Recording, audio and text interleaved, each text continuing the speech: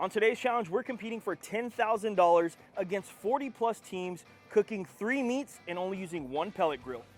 We're using Grilla Grill's Silverback 2.0 XL. One of the things I like about it is we got plenty of room in here. You can see I've already got the brisket on. We have a water pan right below the brisket. So I imagine putting the ribs right here, and when it comes time for chicken, maybe put the chicken on the bottom rack. We'll see how things work out. So far we're rocking right at 300 degrees and everything's been good. I put this on right at 6 a.m. I actually talked earlier, but the camera wasn't rolling properly. Sabrina's not here, so it'll get better once she gets here. At today's competition, we're running pellets only, and we're gonna be using Royal Oaks charcoal and hickory pellet blend. This should hopefully last us all day because it's all we got. Okay, we just put our ribs on as well. I moved everything over a little bit just because it's easier for me to get into the pit this way.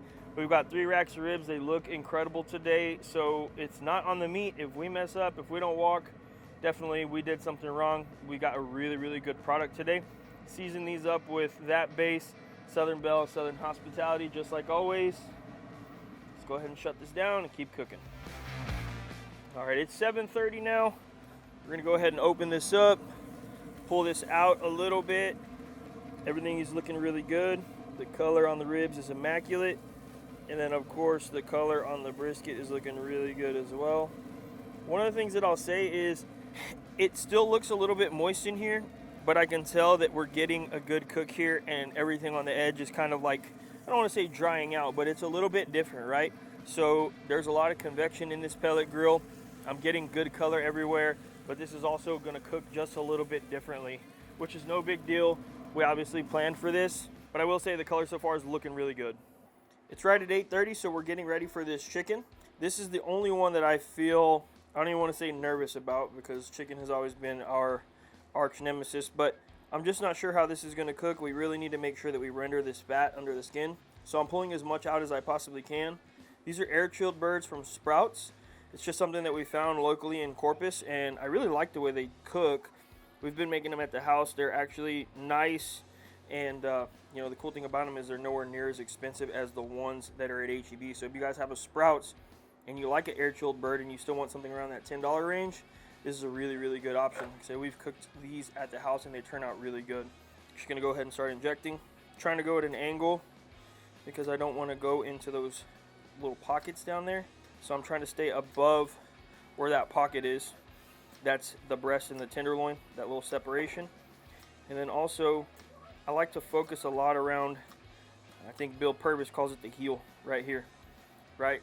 The very, very front of that breast, because that's going to be usually where they cut into first. And then also, it's a little bit tougher than the rest of it. So just focus on that area. We're going to put 2 tubes into the breast. And like I said, focus it around here. Don't be afraid to inject. Make sure you feel the injection going everywhere. Another thing I like to do is just make sure I could see that injection as well. You can see a little bit of that injection through the breast itself, and that's what we're looking for. We're just going to do the same thing into the leg and the thigh. I'm just going to use 1 tube between these 2. We're not going to need much, but we are going to inject the wing, the flat, just 2 pumps, and then on each side of the drumette, do 1 pump each. So 2 here, 1 on this side, and 1 on this side. All right, ribs are looking really good. We're gonna go ahead and get these off and get them in the wrap. We got these ribs inside. You can see that they're looking really beautiful. One of the things that I did think would be an advantage of using a pellet grill was the color that we're gonna get here. And I think that that was a little bit expected. So it's a really, really easy cook. You don't have to do much with your pellet grill. The timing is what I'm more worried about, making sure we get these nice and tender, but you can see they look really good. So we're gonna go with the same wrap that we would in any other cooker. Move this out of the way. I'm gonna start with some butter, and then I'm just gonna go over top with some of my sauce. I'm not trying to hide anything here. I just don't want to get it dirty. You see my fingers are real dirty here. I don't want to get this bottle dirty, so nothing on this bottle at all. There's nothing to hide. If you've watched my videos closely, you know what's in that sauce. We're going to go ahead, layer that there. All right, now we're going to go over top with some sugar in the raw. I like to do 1. I like to do 2. Skidly diddly do. So another thing I like to do is go over top as well. And then I'm an artiste. I just carefully paint this in. Because I don't want streaks. I want it to look as good as possible, but I'm also trying to keep that sugar in the raw on top of this rib. So that's my rib that I'm ready to wrap. Now from here, I like to get this and fold it up a little bit. So from here, I'll get my 2 sheets of foil. If you need to adjust, you can kind of adjust right here. And I like to almost wrap it. That gives me a little boat, kind of. And then I have a little bit of leftover injection with some other delicious tasting stuff that we throw into this wrap. Now, this is a 1/3 cup. This is not typically the way that you would measure liquids, but it is the way that we've been doing it for so long that we don't change, because that is our measurement. So we're doing 2/3 of a cup, fold, then bring over. That's my rib. Now this is going to go back onto my Grill a Grill Silverback, and we'll move on to the other racks.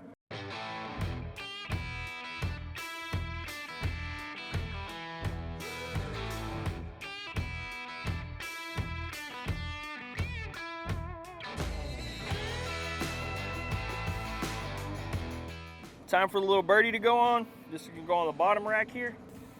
All right, so you can see we got the ribs on top. I wrapped those a little bit early so we can make sure we had enough room for the chicken. And of course, nothing's gonna drip on top of this chicken, so I think we're in a good spot. Brisket is still not wrapped yet. We're at 145 degrees. It's taking a little bit to get there, but everything's gonna be okay. Once we wrap it, things will start speeding up. So we have plenty of room in this Silverback 2.0 XL. It's right at that time where we're gonna wrap this brisket up. I got a really nice color here. So we're gonna get this inside and wrap it up just like always. Kinda cool. Brisket is now in a pan. I'm horrible at this part, horrible. Oh my gosh, I did it today. So I'm gonna go in with a leave-in thermometer right into the middle. We're currently sitting around 153-ish degrees. You guys know I don't really ever care about that. We're just looking at the color on this brisket. It looks really good because of the pellet grill. And now we're gonna throw this right back onto the pellet grill, same exact spot. We'll just wait until it's done. It's right at 11:15. We wanna check these ribs to see where they're at. Again, I told you guys from the get-go, I think timing is going to be the only thing that gets us into trouble, if anything, today. So let's see where these ribs are at. Let's see if it's time to take them off. We'll also take a look at chicken just because it's there. So it's 11:15. Chicken looks pretty good. We got 10 after, so I'm not too worried about the timing just yet, but we definitely need that to hurry up a little bit. It looks really light still, so that tells me that it's not quite done. But let's go ahead, grab this. Let's just take a look at what these ribs look like. Oh yeah, they look really good. Let's go ahead and feel them. They're not quite there, but they're gonna be good on timing. You can see I'm still around 210. They're really soft. Again, they're not exactly where I want them, but they're not gonna be behind. So that's a really good sign. I'm not worried about this anymore. We just need to make sure our chicken gets fully cooked, and then we're good to go. So we're gonna go ahead and wrap these back up. We'll check them again when we pull the chicken out when it's done. All right, we got 10 minutes till turn in. Chicken is what it is. We're not even taking a temp here. Looks really good. Let's get it in the trailer. So now I'm gonna cut this, and this side looks better, right? What'd you say? Should I cheat over a little bit? No, just go straight down. Straight down?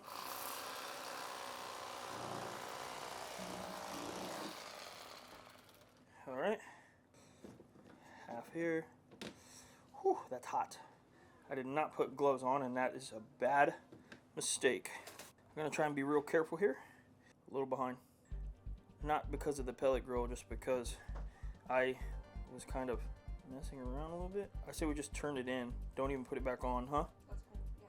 So we're just gonna turn this in. We're not even gonna put it back on to set, because unfortunately we don't really have the luxury to do that. We'll see how it turns out. Looks good. You want me to cut this real quick and see if it needs anything? We have a few seconds. I think it's good. I think it's really good, huh? Here. Woohoo! That's not gonna fit, huh? Oh, we are squeezing this in. Wow. That bird was too big. Okay, it's all good. You live with it. Turn it in. It's gonna look bad. Is what it is. Yep. Okay. Chicken. It's a big bird, but it's okay. We're gonna turn in and we'll see how it really tastes good. So we'll see how it goes. All right, now that chicken's turned in, we're just gonna take these ribs off, see where they're at.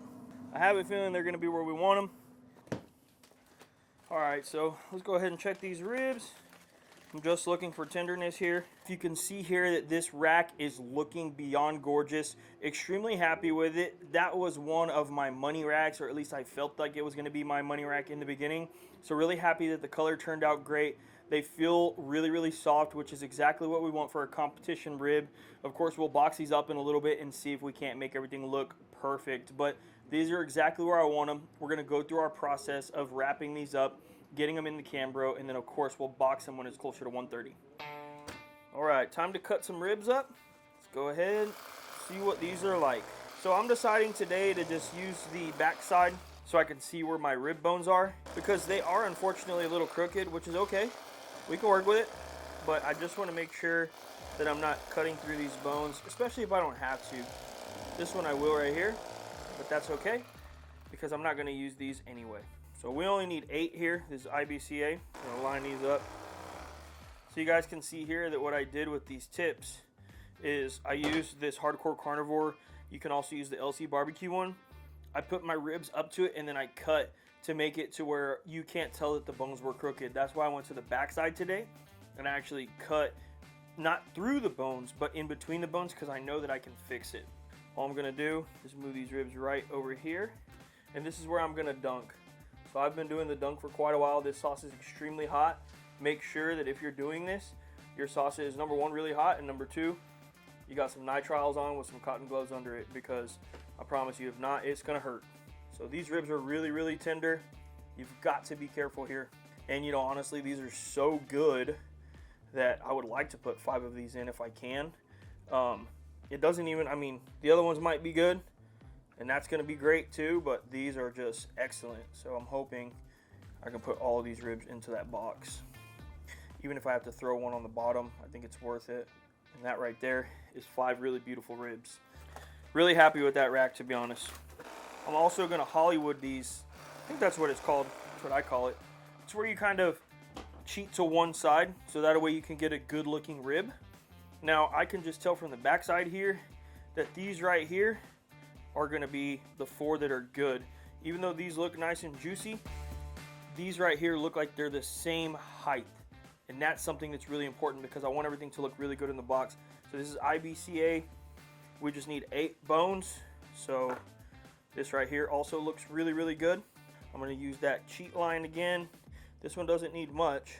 I'm going to go ahead and just cut a little bit off. Try this, Sabrina. That really tastes just as good. We're going to be on with it. So these are very good. I mean, I know I said what I said about the first rack. I can pop this one out because these are just as good. I'm going to put them on the bottom though, because I say just as good, but man, that first rack felt pretty special. And Sabrina agrees. She's over here to my left. She agrees as well. So right now I got the first rack as rank 1 and the second rack is rank 2. I'm on to my last one.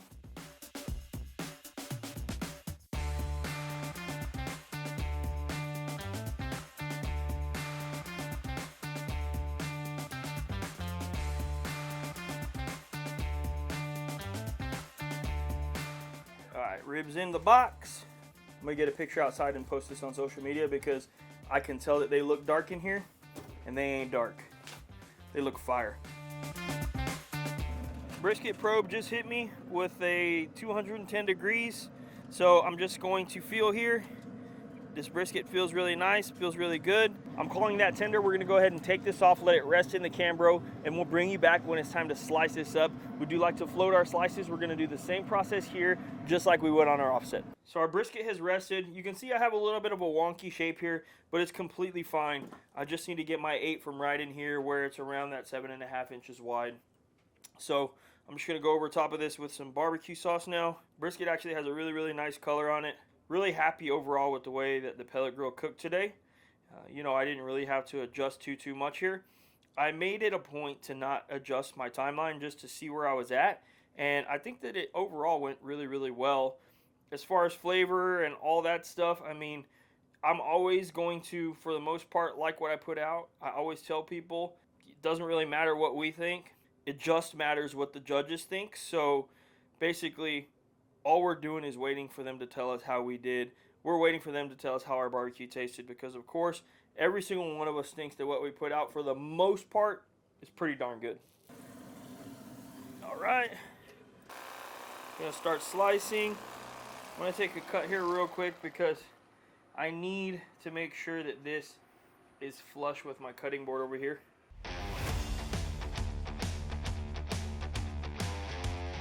These slices look really good.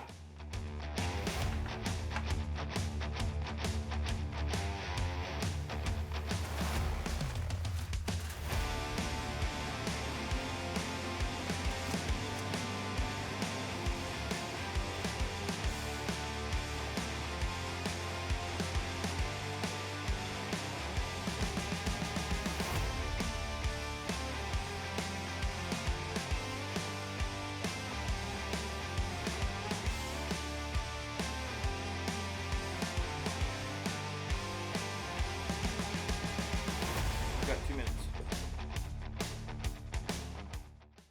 Brisket's turned in. The competition is technically over on my end. Now we just need to see what the judges think. In order for this to be successful, we need at least one call and or a overall call. So with IBCA, that's top 15. So if we get a top 15 meat call or a top 15 overall, we're calling this a success. There's around 45 teams here. It's a big contest, so we're just looking for that specific call. If you want to change the rules, if you think we need to make them a little bit harder, drop it in the comments.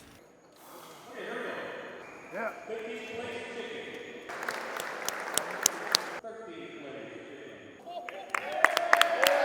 Good job. So it's 10th now, right?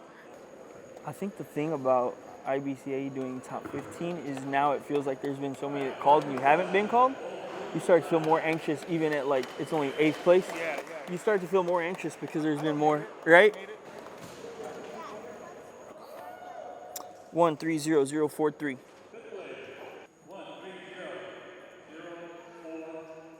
Let's go! You wanna go? Thank you. Appreciate it. Alonzo can too. Hey, that was a good job. Good job. Thank you, brother. Appreciate Fine you. job, man. That's a good start, eh? Oh yeah. That's a good start. Hey. And the bird didn't even fit in the box. What was that? 5th place? Dang it, that sucks. I thought that freaking rib was so good. Oh well. Good day. I'll take it all day, every day. And there was a lot of teams too. And there was a lot of good teams. We won beans. I'm just kidding. Well, I don't know. She was like, yeah. Good job, brother. I hope. I wouldn't mind. Here. Hey, look, watch. 1, 2, 7, 9, 0, 8. Oh, 0, 9, 8. 1, 2, 7, 0, 9, 8. Oh! I knew it. I would say pellet grill success though, overall, right? You can 100% come out here with a pellet grill. You can do really well. I think that those ribs that we had were actually incredible. Like, I think they might be better than some of the ribs that we've put out on an offset and or a drum. It just didn't work out our way, and that's completely fine. Believe it or not, I'm extremely content with today. The first place beans, I don't know why they always make me ecstatic. We've only gotten 2. We got a perfect score when we did it in CBA, and we got a first place here today. So extremely happy. We'll see how we did overall, but I do 100% think you can come to a contest with just one pellet grill and do some damage. Left place overall. Alonzo can do. That means your brisket and ribs are right. They were right there. 11th. We'll take it.